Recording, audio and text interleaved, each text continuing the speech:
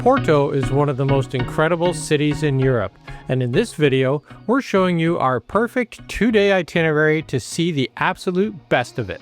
From the colorful waterfront buildings of Ribeira to the port wine cellars of Gaia, these are the best things to do in Porto in 2 days.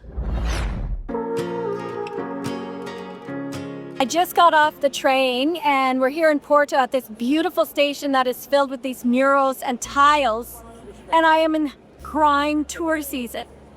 You've probably seen a lot of empty photos of this train station where people come in the middle of the night, but this is what you usually get. Tours, tours, and more tours.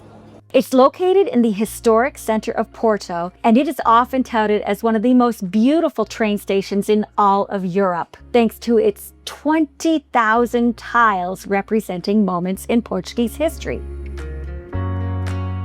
We're walking along Quai de Ribeira. It's the waterfront promenade here in Porto, and it's quite pleasant down here. There's a breeze, you can catch the boats.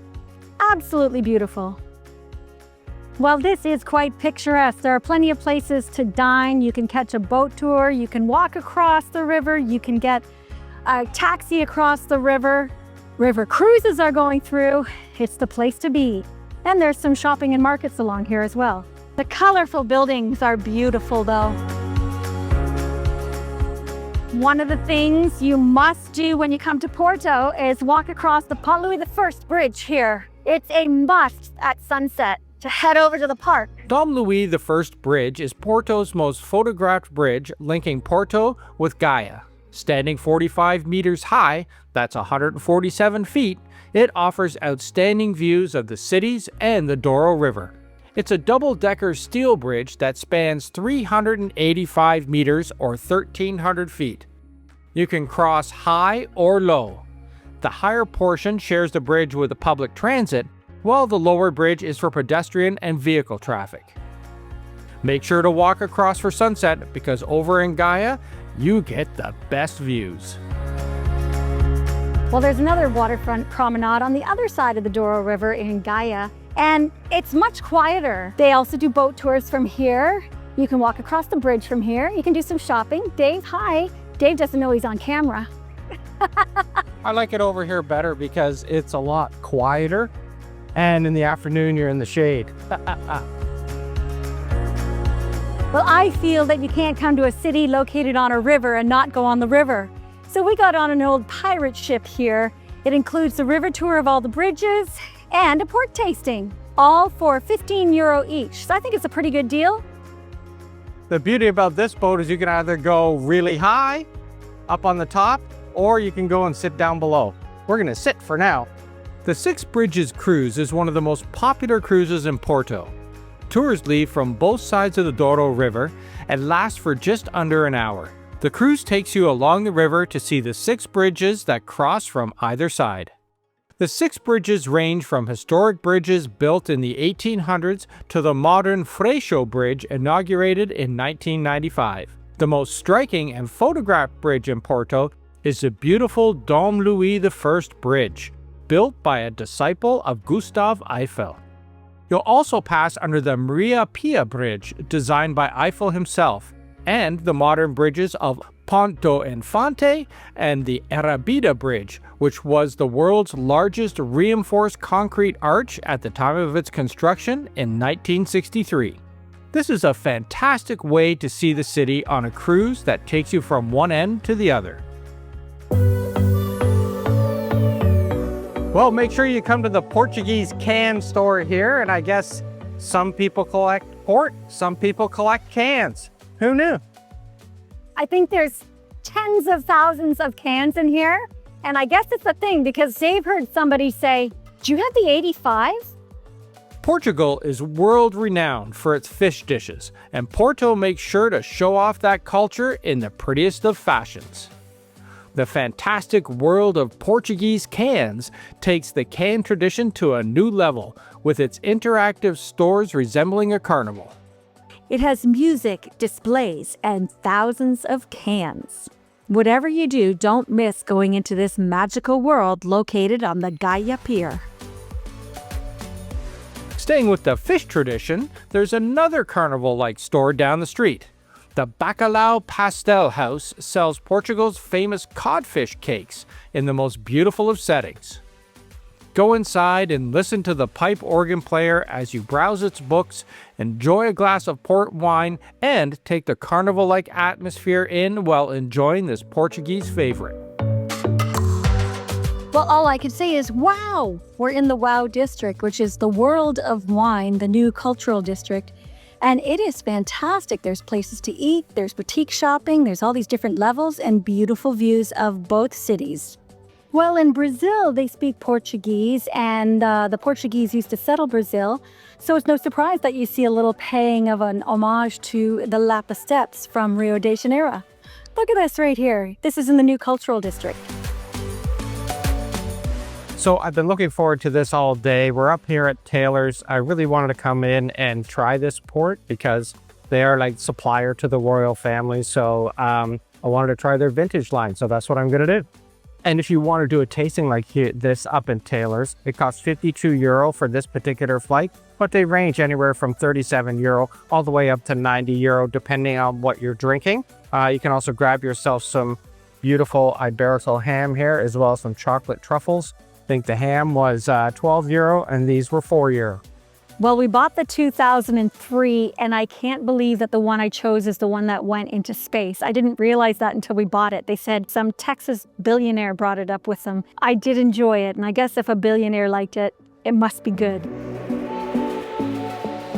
Book a fado show, because fado is the music of Portugal. And there's two different types of fado. There's fado that takes place in Porto, and there's also the fado that was in, what was the name of that city? Coimbra. Yes, and you can get it in Lisbon as well. But we recommend doing it in Porto because we got to see it in a cellar, a port wine cellar. cellar, yeah, port cellar. Man, what an atmosphere to see fado music. And if you haven't experienced fado music, this is the place to do it. Well, if you are wondering what this huge lineup is for, it is for a bookstore here in Porto. This is the bookstore that J.K. Rowling modeled Hogwarts after, and Harry Potter fans line up for hours to see this. You have to book your timed ticket well in advance. It's so busy, they have beer and entertainment. So if you are a fan, you may want to see this. It is actually only a rumor that this inspired Hogwarts, but I can understand why once you see its winding staircases. It's often ranked as one of the most beautiful bookshops in the world, so whether or not it was the inspiration for Harry Potter, it's definitely worth seeing. No trip to Porto would be complete without going to Cafe Majestic. It is often voted the most beautiful cafe in the world, and I can understand why. It dates back to 1921, and while it might feel a little bit pricey, it's worth coming in for at least a cappuccino, but we're going to have a full breakfast. Santa Catarina is a pedestrian-friendly street that cuts through Porto. It's got a lot of high-end shopping. It has some high-end hotels. This is one of the top places to visit here in Porto, so make sure you go for a stroll along it. It's also where you'll find the Majestic Cafe. Porto is really well known for the blue tiles around the city, and many of the churches have these ornate fronts made of tile. Very beautiful to see. Even if you are not religious, the churches in Porto are worth seeing for their intricate blue tiles. There is a cost to go inside the churches, but they are quite ornate, so you can decide if it is worth it for you to fork out the €4 or €5. Some of the churches that really showcase the tiles are the Church of Saint Ildefonso, Church of San Antonio dos Congregados, and the Porto Cathedral, which sits high on a hill and has some fantastic views of the city. So we're taking the streetcar. It's midday, exactly. It's high noon, and we figure the light's pretty bad right now, so it's a good time to get on the streetcar. But most people will tell you not to take the streetcar this time because it is awfully crowded. We just had to wait for the next one because we didn't want to stand, but it's coming in 5 minutes, so it's not so bad. First on the streetcar. The city's historic trams are one of the top tourist attractions in Porto. We took tram line 1, which took us along the Douro River out to the Foz district. The trams date back to 1872 and take you back in time to a bygone era with polished wood interiors, brass rails, and clanging controls. If you have time, it's a nice scenic route, but if you're only there for 2 days, I recommend skipping it or just taking it for a stop or two. One of the busiest places in Porto is Bolhão. This market is located in the center of town. It's very historic and it is full of shops and eateries and boutiques, so definitely come on down. It's a covered market in a historic building surrounded. It has a great view from above and the shops below. So you gotta love it here. You got brie with black truffles. You have some carpaccio here with olive oil and salt and pepper. It's a perfect lunch, all washed down with a nice wine from the Douro Valley. Not bad. What I love is after you have your wine and your cheese, you can come and grab a coffee and a patisserie. It's full service. Okay, one of the concepts of this market is you're allowed to have a drink while you shop. I think it's a really smart idea because the more you have to drink, the more you want to buy. Yeah, I think so. This is a Porto and tonic. We're in Porto, which is the birthplace of port, so naturally you have to have it here. And Dave got himself a gin and tonic. Cheers. Cheers, everyone. The Cafeteria Bolhão has been here since 1896, and it is really a popular spot. It's known for its Pastel de Nata, and the lineup proves it. It is busy in here. One of the best places to hang out at sunset is Gaia. There's a grassy hill where everybody watches sunset, or you can go to the Teleferica bar, or you can just walk on all of the many platforms to see it. After the sun goes down, it really comes alive. So come on over, cross the river, and hang out here. Make sure you walk up to the monument here in Gaia. It has amazing views. It's so high. When you think about it, the bridge is 45 meters high and we are overlooking it, so we are way above the river.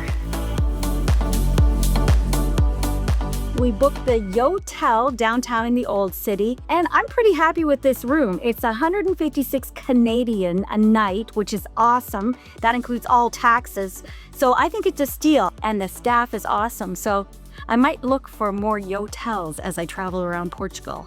It even has built-in colors, like different colors that you can do for the lighting to set the mood. So there you have it, everything we did in Porto in 2 days. If you enjoyed this video, make sure to subscribe and click that bell for notifications because we put out great travel videos like this every week.